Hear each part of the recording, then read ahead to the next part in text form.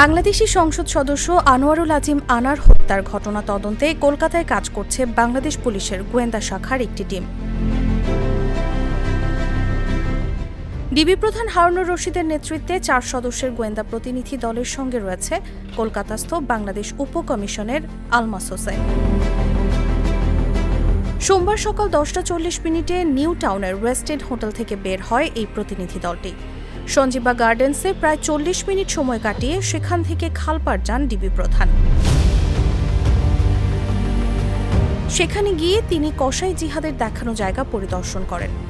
এর আগে রবিবার বেলা 11:30টার দিকে ডিবির তদন্তকারী দলটি কলকাতার নেতাজি সুভাষচন্দ্র বসু আন্তর্জাতিক বিমানবন্দরে নামে। সেখান থেকে নিউ টাউনের একটি 5 তারকা হোটেলে যান তারা। সেখানে কিছুক্ষণ কাটিয়ে ডিবি প্রধান ও তদন্ত দলের অন্য সদস্যরা বাংলাদেশের উপদূতাবাসের কর্মকর্তাদের সঙ্গে নিউ টাউন থানায় যান। নিউ টাউন থানার ভারপ্রাপ্ত কর্মকর্তা কল্লোল কুমার ঘোষের সঙ্গে কথা বলেন তারা। নিউ টাউন থানায় প্রায় 20 মিনিট কাটিয়ে সঞ্জীবা গার্ডেন্সে পৌঁছান ডিবি প্রধান। এ সময় তার সঙ্গে ছিলেন কলকাতা পুলিশের কর্মকর্তারাও। সঞ্জীবা গার্ডেন্সে ঘণ্টাখানেক ছিলেন তারা। সেখান থেকে বিকেল 5:40 নাগাদ রাজ্য পুলিশের সদর দপ্তর ভবানী ভবনে পৌঁছান ডিবি প্রধান। পুলিশ সূত্রে জানা গেছে, ভবানী ভবনে গ্রেফতার রয়েছেন হত্যা মামলার অন্যতম আসামি জিহাদ হাওলাদার। ডিবি প্রধান হারুনুর রশিদ সহ 4 সদস্যের তদন্তকারী দল কসাই জিহাদ ওরফে জিহাদ হাওলাদারকে জিজ্ঞাসাবাদ করবেন। এছাড়া যে গাড়িতে করে আনোয়ারুল আজিম আনারের খণ্ডিত দেহাংশ কলকাতার বিভিন্ন জায়গায় ফেলা হয়েছিল, সেই গাড়ির চালক মোহাম্মদ জুবেরকেও জিজ্ঞাসাবাদ করবেন তদন্তকারীরা। রাজ্য পুলিশের তদন্তকারী সংস্থা সিআইডির কর্মকর্তাদের সঙ্গে বৈঠক করেছেন ডিবি প্রধান এবং প্রতিনিধি দলের অন্যান্য কর্মকর্তারা। তাকে যে রুমে রাখা হয়েছিল, যে রুমে হত্যাকাণ্ড সংঘটিত হয়েছিল, সেই জায়গা আমরা ভিজিট করেছি।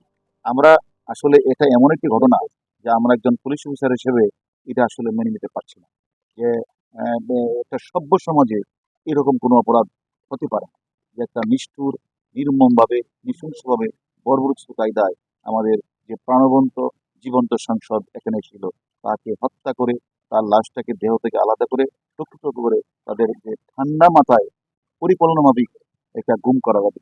ঘাতক জাহিদকে নিয়ে আমরা এখন আবার যে খালটার কথা বলছেন, যে খালের দাম করেছে, সেখানে এসেছি।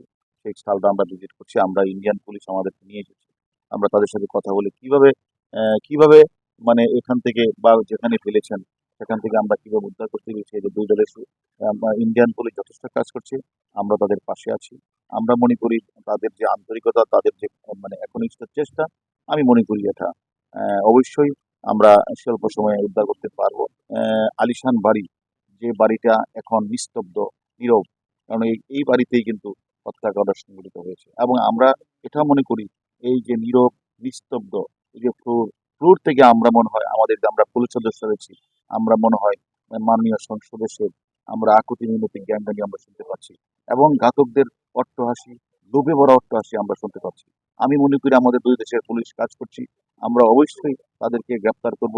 আমি অনেক মার্ডারে দেখেছি এরকম ভাবে অপরাধীরা, ঘাতকরা, মাস্টার মাইন্ড, মদতদাতা মানে তারা, এবং যারা এক্সিকিউশনের পার্টি যারা সম্পন্ন করেছে, তারা কিন্তু অত্যন্ত প্রাণওয়ায়, ঠান্ডা মাথায় তারা কিন্তু হত্যাকাণ্ড ঘটেছে গুম করার উদ্দেশ্যে, এবং অপরাধের ভিন্ন খাতে, ভিন্ন দিকে নিয়ে যাওয়ার তারা ধাবিত করে। তার বাবা, তার মেয়ে হিসেবে আমাদের কাছে তো আকুতি, আমরাই তো স্তম্ভিত, আমরাই তো এটা এই ধরনের হত্যাকাণ্ড আমরা মেনে নিতে পারছি না, আমরা মানতে পারছি না এরকম ভাবে একটি মানে ঘাতক চক্র কিভাবে একটা হত্যাকাণ্ড চালাবে, তো আমরাই মানতে পারছি না।